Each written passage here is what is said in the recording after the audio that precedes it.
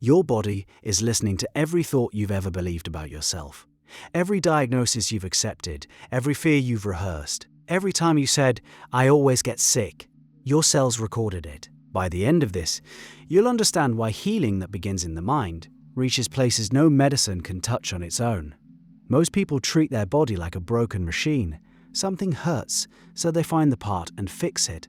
A symptom appears, so they suppress it. And when it comes back, because it almost always comes back, they suppress it again.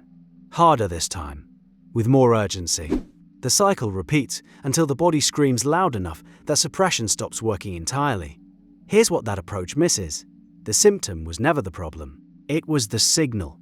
Neville Goddard taught something that cuts to the bone on this subject. He said your assumptions about yourself harden into fact. Every assumption, including the ones about your body, your vitality, your capacity to heal. When you walk around carrying the assumption, "I'm fragile," or "my family has bad genes," or "I'll probably get what my mother had," you're planting seeds in soil that grows everything you give it. The soil doesn't judge, it just produces. So the question becomes, what have you been planting? Think about the last time you felt a twinge in your body. A headache, a tightness in your chest, a strange ache that showed up without explanation. What was your first thought? If you're honest, it was probably fear, catastrophe.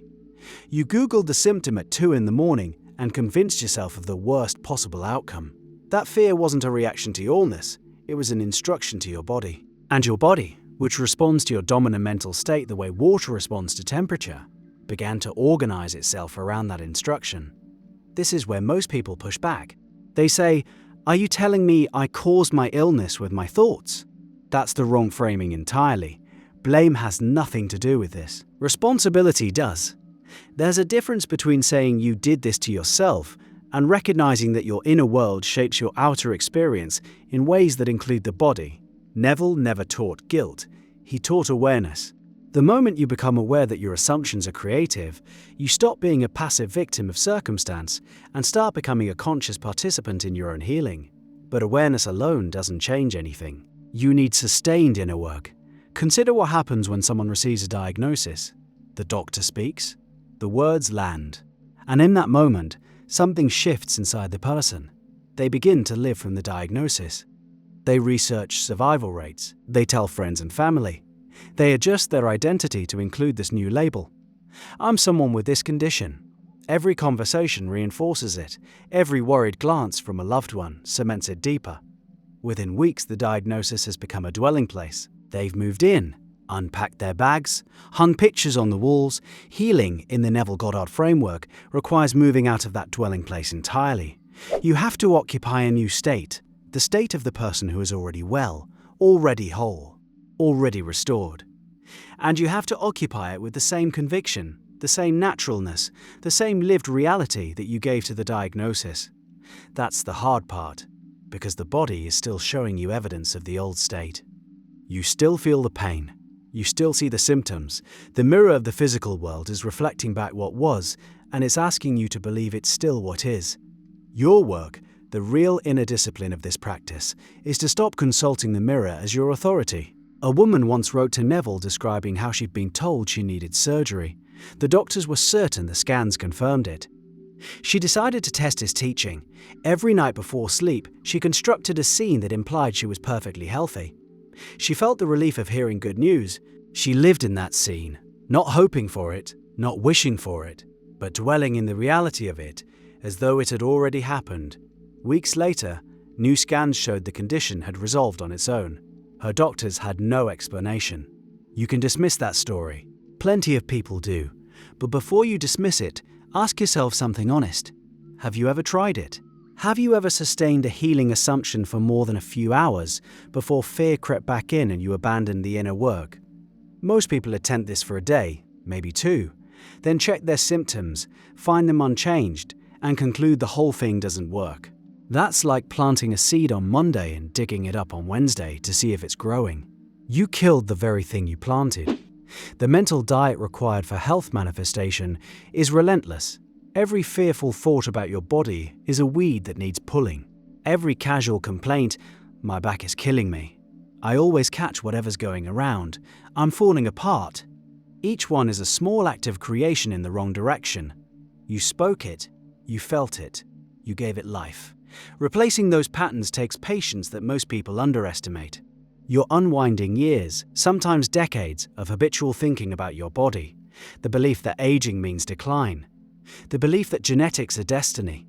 The belief that the body is separate from the mind, operating on its own mechanical logic that your thoughts can't reach. These beliefs run deep. They were installed early. They feel like facts. They're assumptions. Every single one. Joseph Murphy, a contemporary of Neville's, wrote extensively about the connection between subconscious belief and physical healing. He documented case after case of people who recovered from conditions their doctors considered permanent. And in almost every instance, the turning point was the same.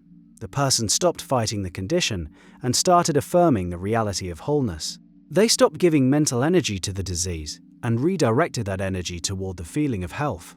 The subconscious mind, Murphy taught, doesn't distinguish between a vividly imagined state and a physically experienced one. Feed it the image of health with enough repetition and emotional conviction, and it begins to reorganize the body around that image.